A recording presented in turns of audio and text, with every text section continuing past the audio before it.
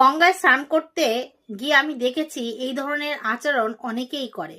গঙ্গায় স্নান করতে গিয়ে হরহর করে গঙ্গায় নেমে যায়। নেমে গিয়ে সেখানে চান করছে, সাবান মাখছে, কত কিছু না করছে। মুখ কুলকুচু করে জল ছুঁড়ে দিচ্ছে সেই জলের মধ্যে। এই ধরনের আচরণ কখনো করা উচিত না। দেখুন, আমাদের সনাতন ধর্মে মা গঙ্গাকে আমরা দেবী রূপে পুজো করি। তার দিয়ে বড় কথা, আমরা গঙ্গাকে মা বলে ডাকি। গঙ্গায় স্নান করতে নামা মানে, তার জলে নামা মানে তার কোলে বসা। তাহলে কোনো সন্তান যদি মায়ের কোলে বসে এই ধরনের আচরণ করে, সেই আচরণ কি ঠিক হয় বলে আপনাদের মনে হয়? দেখুন, সে যখন মা, তখন সন্তানের নানা রকম অত্যাচার মা তো সহ্য করবেই মুখ বুজে। সে তো মা, সে হয়তো মুখে কিছু বলবে না, কিন্তু সন্তান রূপে আমাদের কি উচিত এই ধরনের আচরণ করা?